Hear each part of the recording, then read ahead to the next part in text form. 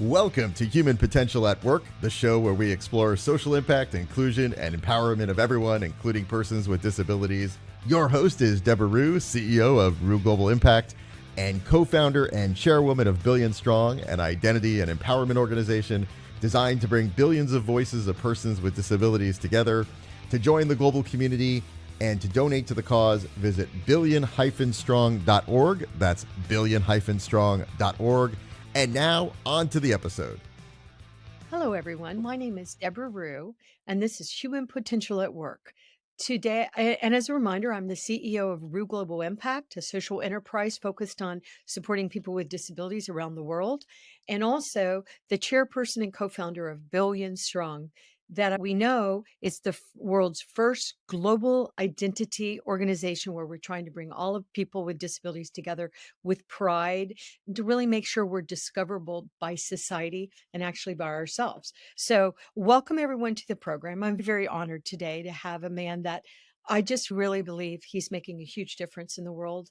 And if you do not know Paul Polman, I would really encourage you to learn more about his work because he's actually one of the servant leaders that are really truly having impact in the world. And I quote him all the time.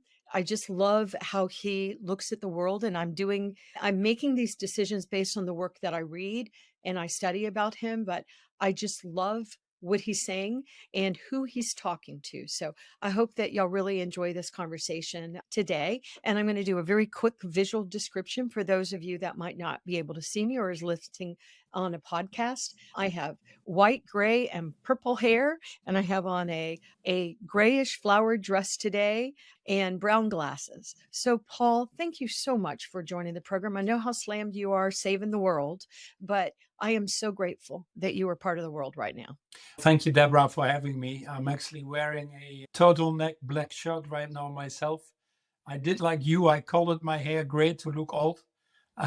You can't see it, but I'm about 1.90 meters as a real tall Dutchman overeating on cheese and slowly starting to bald. And although I don't wear glasses like you, I'm actually cheating. I wear contact lenses.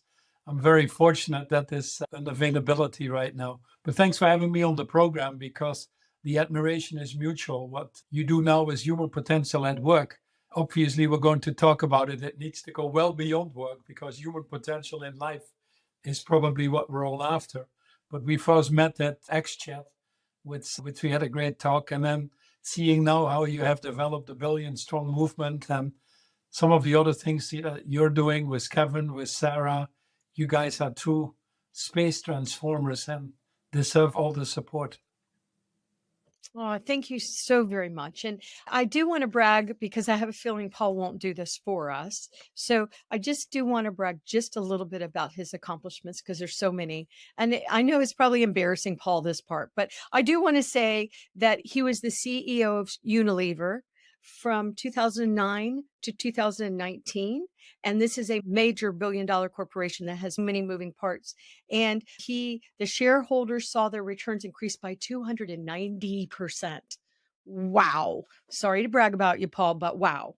He also is doing so much. He's really focused on the next generation of leaders. He's supporting the community of people with disabilities in a lot of different ways, including the Kilimanjaro Blind Trust that he created with his wife. He's a big supporter of the Valuable 500, which a lot of us love Caroline Casey. To me, Caroline Casey is to love Caroline Casey. I just am in love with that woman.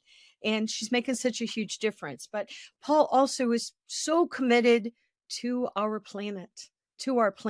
So he's created multiple things since he retired, which is, I don't think he understands what retirement means, but he's just doing so much. And he has a book out called Net Positive. And he also has something that he did this year that I am fascinated with. And I wanted to make sure we talked about, which is they did a 2023 Net Positive Employee Barometer. And they looked at the US and they looked at the UK, and it's fascinating what the younger people are telling us. And so what Paul is trying to do is to get the CEOs and the major servant leaders to really listen to what society is saying and how can we shift it. I also want to bring out one more thing in that he leads the UN Global Compact.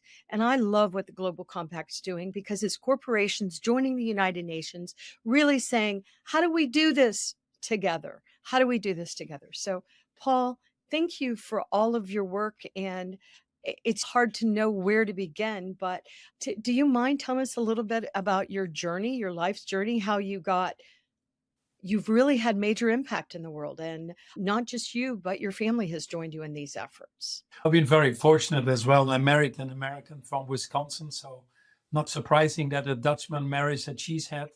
But I've been very fortunate there. And Kim runs her own foundation, which is called Reboot the Future, and just wrote a wonderful book, her second book, which is called Values for a Life Economy.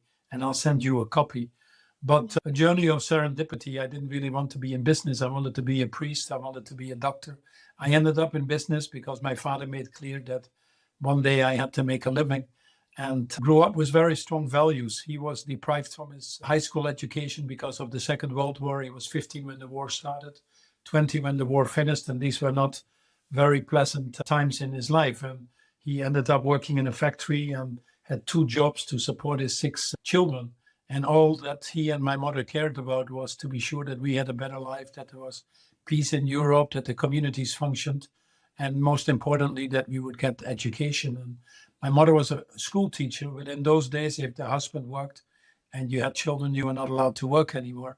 It's hard to imagine in these days, but she insisted that we would do our homework and get the right education. And that's why I'm sitting here and talking to you.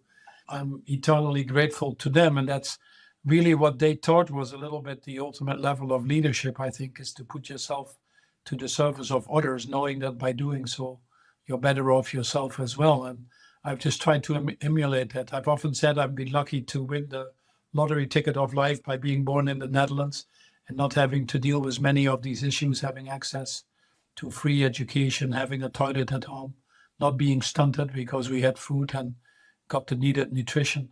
But I didn't do anything for that. And unfortunately, that's only true for about 5% of the world population. So you need to put yourself to the service of the other 95%. And I was very fortunate in my whole career to end up being asked by then Secretary General Ban Ki-moon to help develop the Sustainable Development Goals, and represented the private sector in that, if you want to.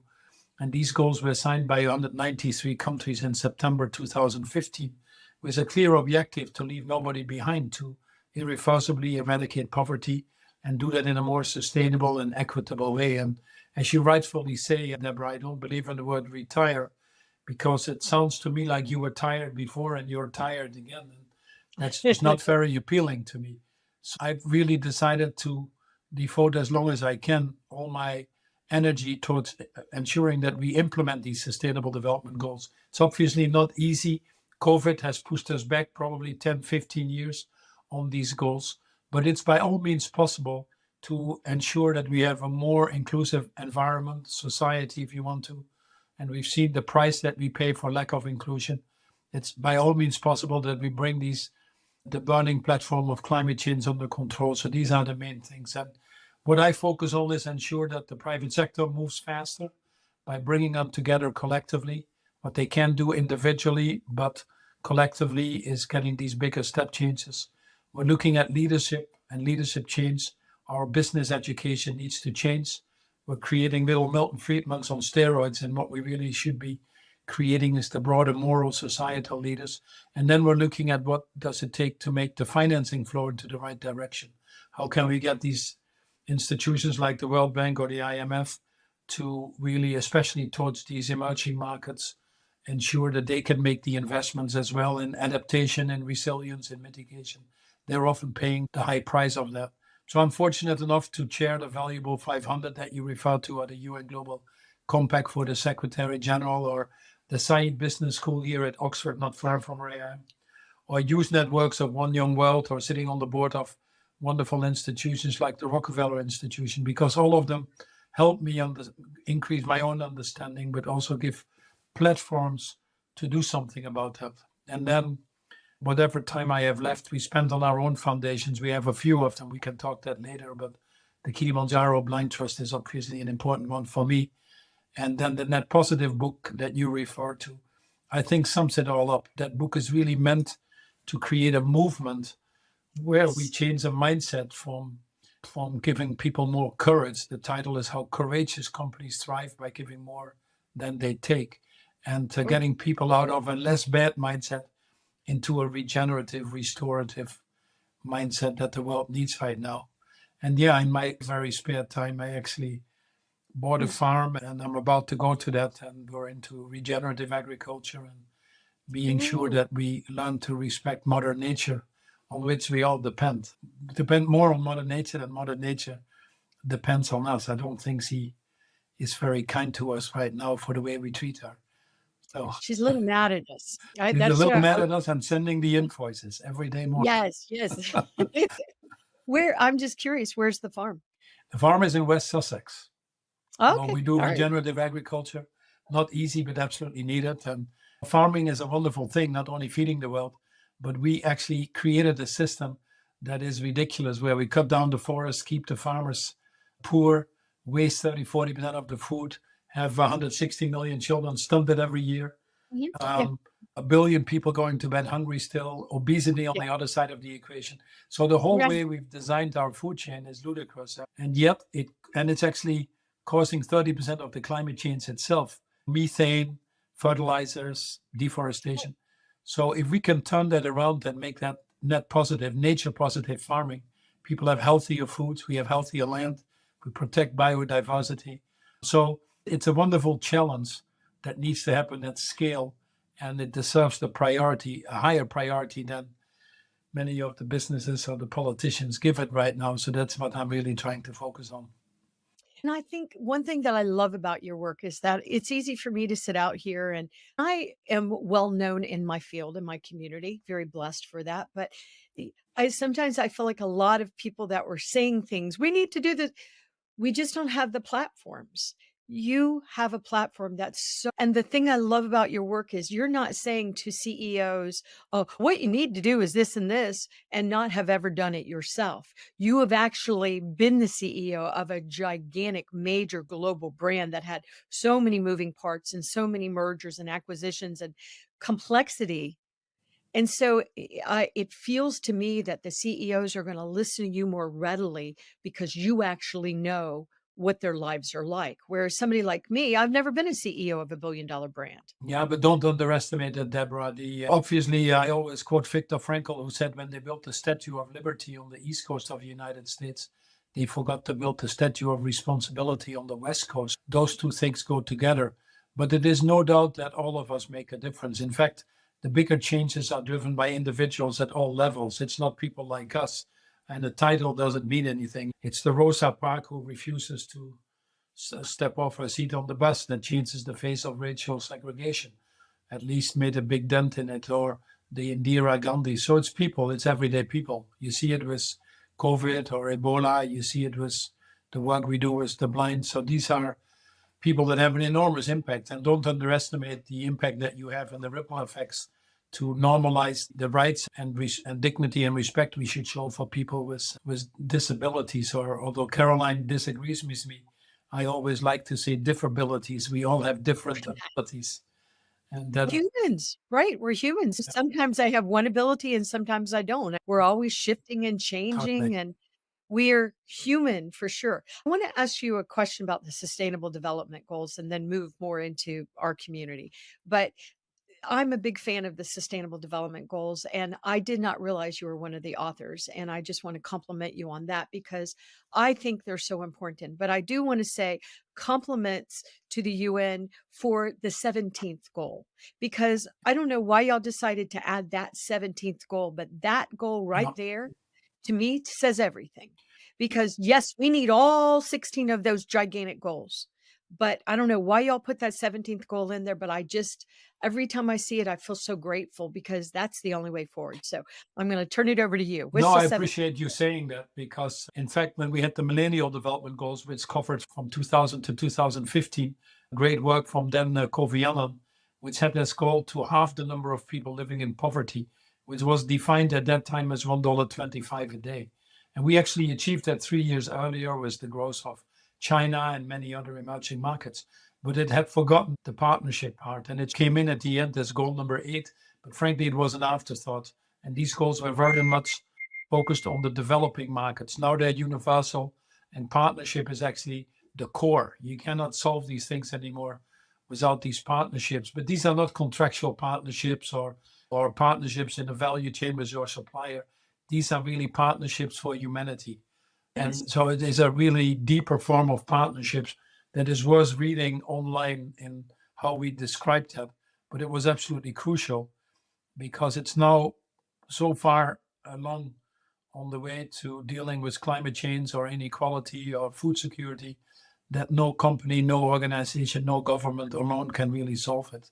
And that's why I focus on bringing these coalitions together in the possibilities I have right now to create this broader systems changes that we need. And you see it in the US, when you get a piece of legislation like the IRA, it makes a fundamental difference. These are systems changes. When you put a price on carbon, these are systems changes. When you force companies to report on inclusion, be it racial, gender, disability, these are systems changes. And that can only be done together, and no better time for that than now. So it's exciting, but it's also badly needed.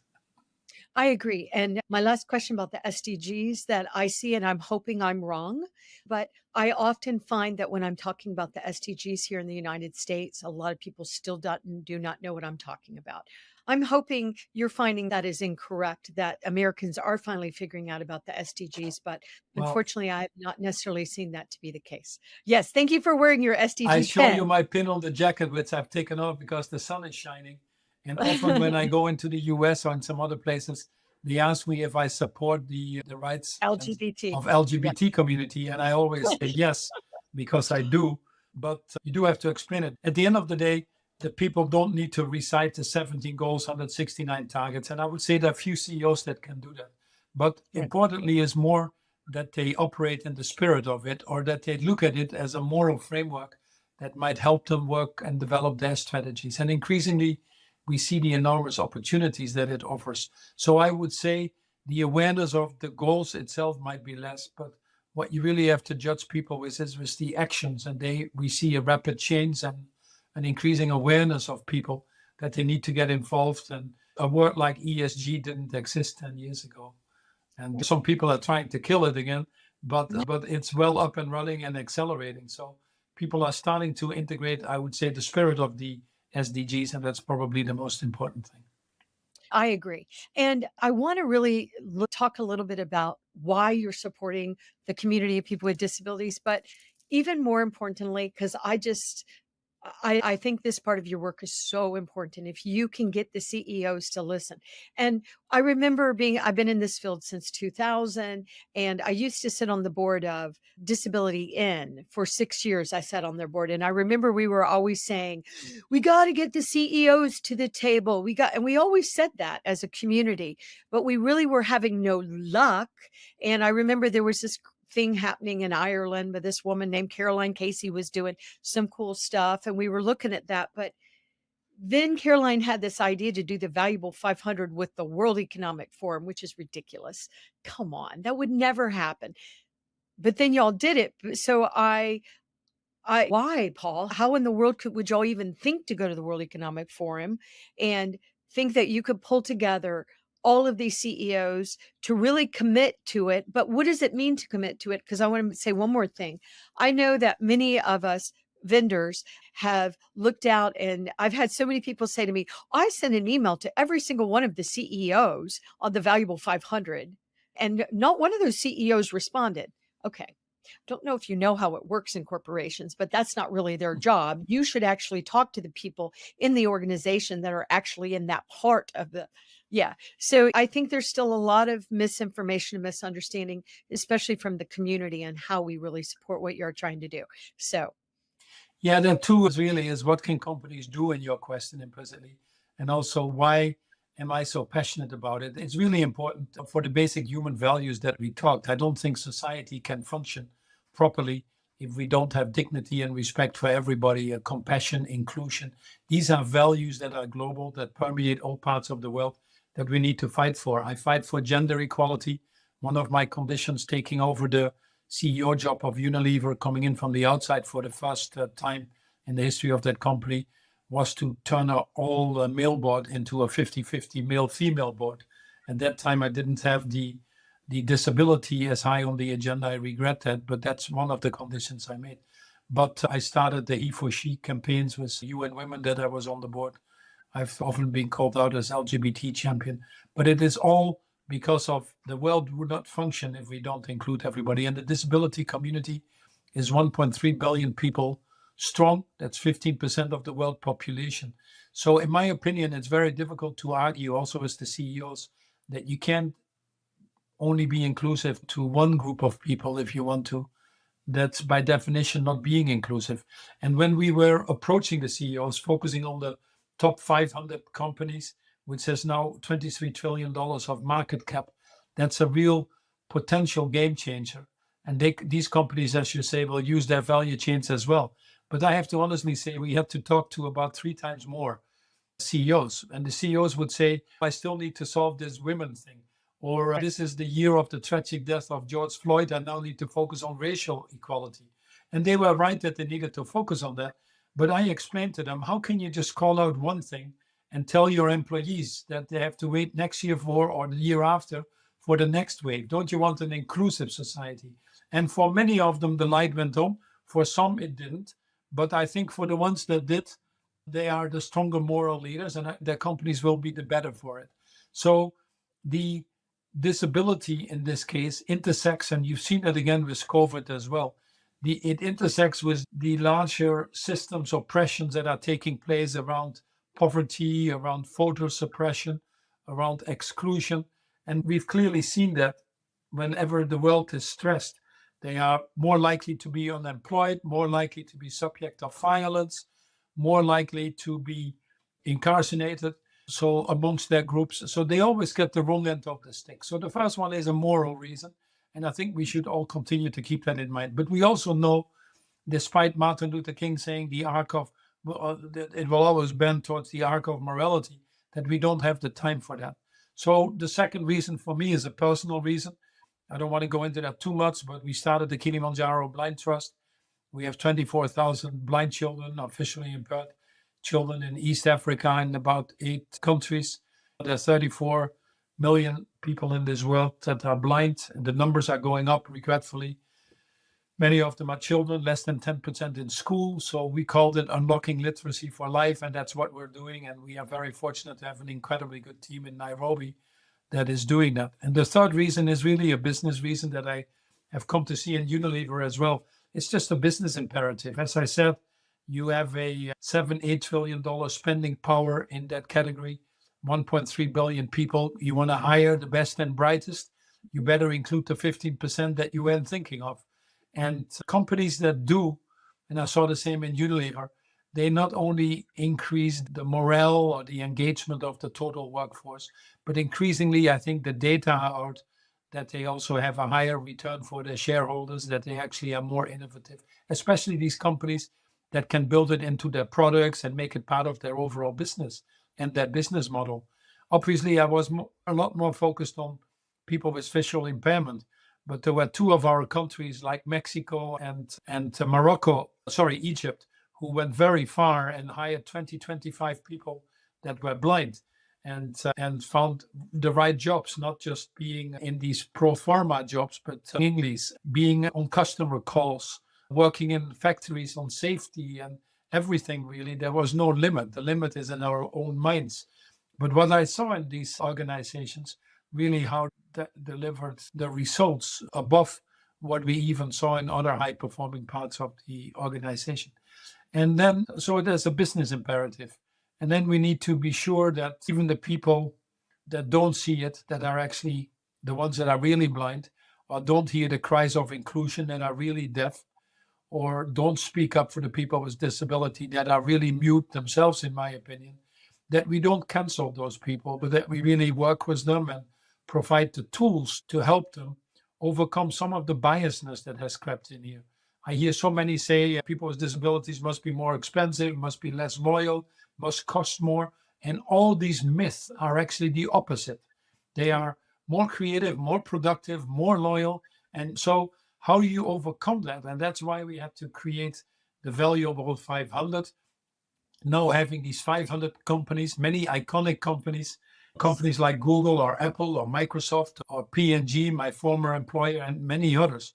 22 million employees, as I said, a 23 trillion market cap. So we think that is enough to create a tipping point. You don't need everybody, you just need the right ones. And together we can create that confidence, the tools, the data to overcome some of these myths. And what we find is that companies that have signed up and participate in the valuable 500 that are starting to collectively share some of these challenges, but also the solutions that they might have found, that they're so much better for it in terms of their own business results or engagements, etc.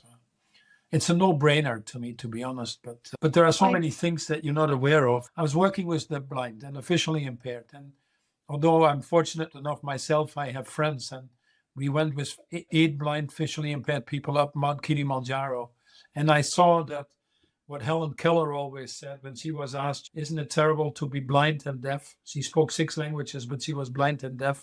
Went to Boston, Perkins School for the Blind in Boston, Massachusetts, not far from where you are. And she always gave the same answers. She said, the worst thing is not being blind. Actually, it's much worse having eyes and not being able to see. And what I discovered going up the mountain with 8 blind people, that they saw more than we saw.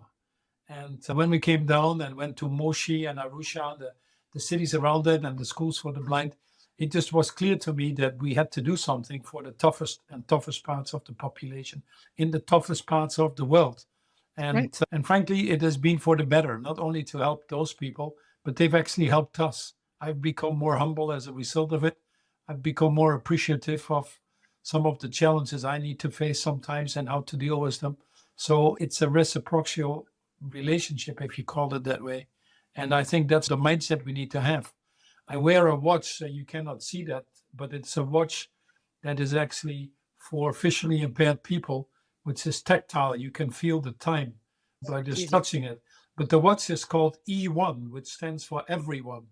And to me, that's just the right mindset.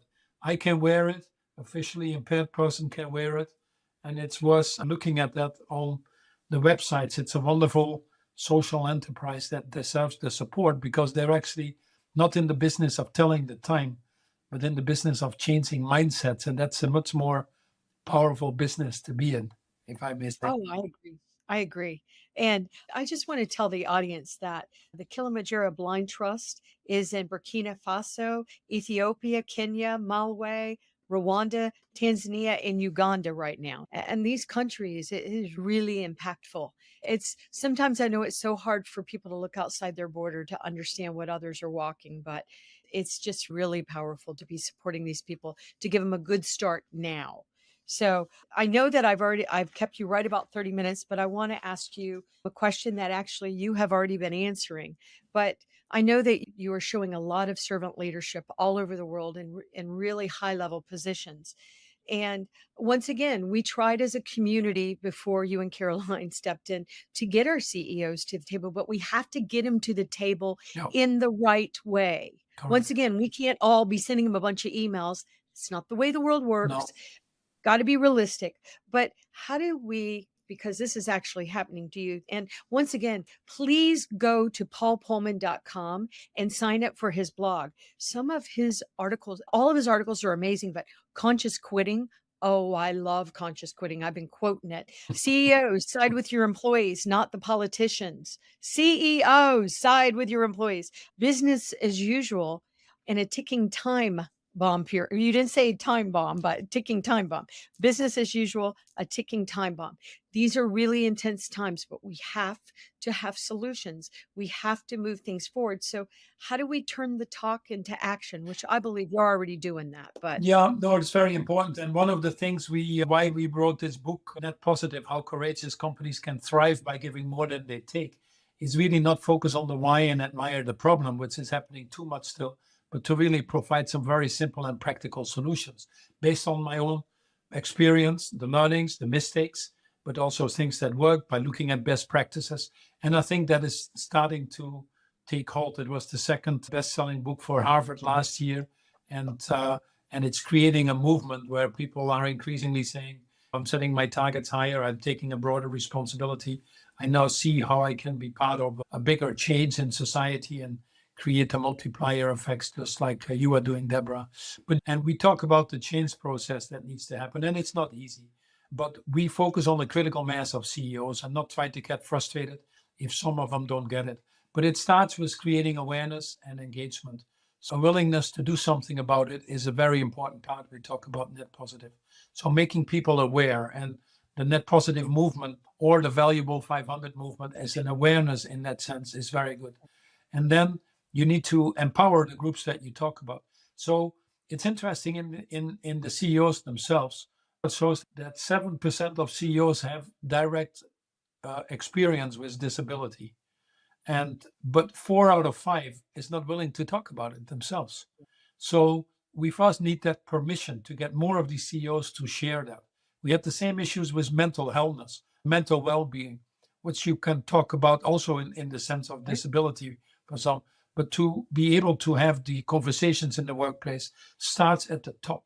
So collectively, they become more courageous. And we've seen quite a change in the willingness of discussions that these CEOs, these 500 CEOs that we have now created as a tribe, are willing to have. But then it's important that you also put some action behind that. So what we require is some actions, that it will be discussed at board level, that it will be reported on what the numbers are in terms of representation, what some of the actions are that you need to go through. Right now in the UK, where I'm calling you from, of the FTSE 100 companies, only 19 companies now report on the number of people with disabilities. So in 2 years' time, for us, that needs to be 100. Great. Only three of them actually report on representation at senior management levels. That you want to have 100% as well. It starts at the top. We just issued a report, which is very important, on ESG and disability data, which is a call for inclusive reporting.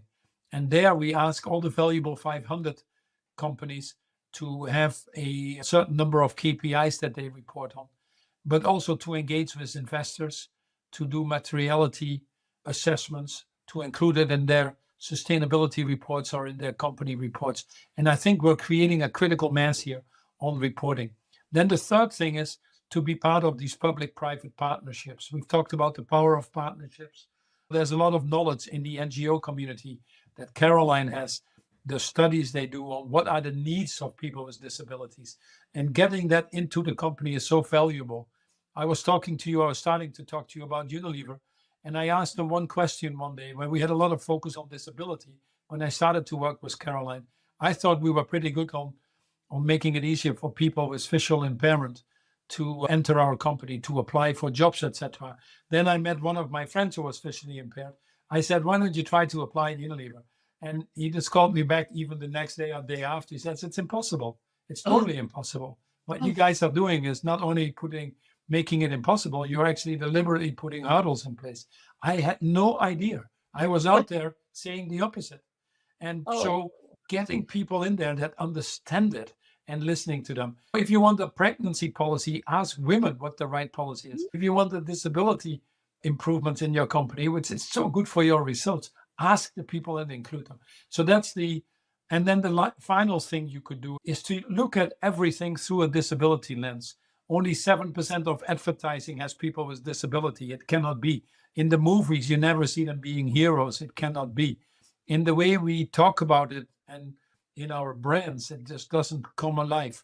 So in everything you do, take that lens of holisticness. It's a very powerful thing, in fact. And when and where you do that, it's incredible. If you don't do it, I think you're actually part of that problem that establishes these biasness, these deficiencies in the cultural norms that we need to aspire to. These are some very practical steps. And what we do with the Valuable 500 is it's actually open sourced. It's not no money exchange. You just have to exchange ideas. And these ideas are being shared. And increasingly, we have the good, the bad, and the difficult that companies have to deal with. But make use of that. And you'll find that many things you can do. It doesn't cost much money, or if anything, and the benefits are fairly immediate, I would say. And that's what companies need now more than ever. I agree. And I know that we don't have time to talk about this, but also they just did a 2023 net positive employee barometer. And this is free on paulpolman.com. And it's an amazing report where Paul really, I mean, he's looking at young people from the UK and the US, but they also did other surveys where it's some powerful data. And I was Yeah. just wondering, Paul, if you could talk about it just for In two just lines, in 2 lines, Debra, because sorry to interrupt, but in 2 lines, because what we are looking for is what are the levers of change to accelerate the CEOs into moving in the right direction. Many CEOs are now in second gear. How do you get them into third or fourth gear? Give them that courage to set targets that are really needed, not targets that they can just get away with. And what we find is that 75% of employees globally are not engaged or disengaged at work. That number is so high that the costs are hard to even imagine. And increasingly, these employees or citizens of this world are concerned about the state of the world, but not only concerned, they want companies to do something about it. And obviously, for them, pay and benefits are important. But for an equal importance now for them is how companies behave in this world. Are they part of the solution or are they part of the problem? And what this study points out is that if companies are not part of the solution, 50% is actually willing to quit those companies. And interestingly, 30% has already done that. And as you already say, although these are average numbers, the numbers go up for millennials and Gen Z. So that's a ticking time bomb if CEOs don't understand that, especially at a time that talent is scarce and you need to attract the best and brightest. So what this study recommends, which is very constructive in that sense also, is that companies need to set their ambitions higher. Companies need to be sure that they communicate their plans, but not only communicate and act on it. And then last but not least, empower the employees to be part of it. Most of these people really want their companies to be successful. That's why they join them. But they also want to be part of these solutions.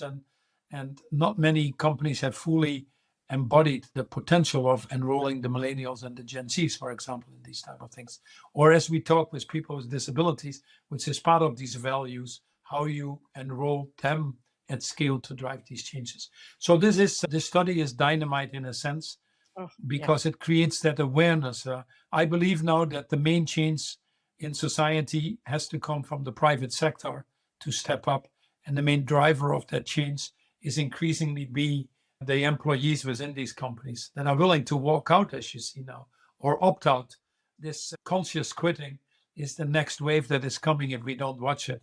And you don't want to be a company that's caught in that one. No, because that's when you really are going to lose your best Yeah, employees.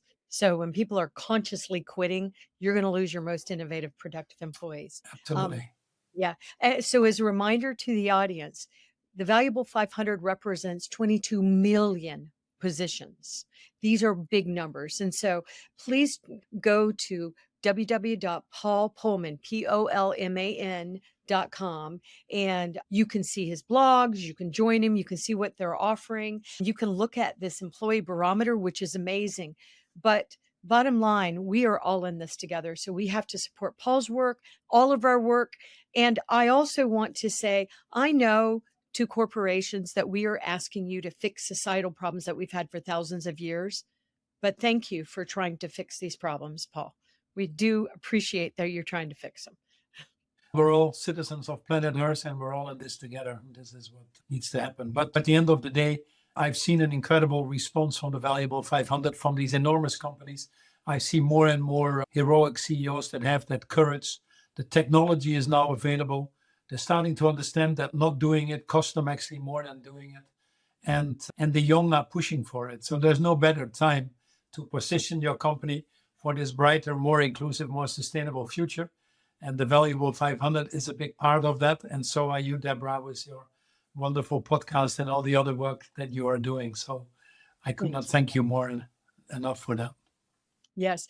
Paul, thank you to you and your beautiful wife, Kim, and everybody at the Valuable 500, because this is how we do it, guys. We do it together. So thank you, Paul. Once again, www.polman.com, and you can Google him. Net Positive is the book. It's amazing. And once again, they're giving away the information that they're doing. So all of this data is available to us. So thank you, Paul. Thank you very much. Thanks for the podcast and be safe. See you soon Thank again. you. Thank you. You be safe Thank you. too. Thanks, everyone.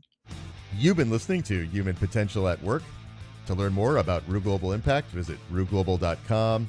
And to learn more about Billion Strong, an identity and empowerment organization designed to bring the billions of voices of persons with disabilities together, you can join the global community and donate at billion-strong.org. That's billion-strong.org.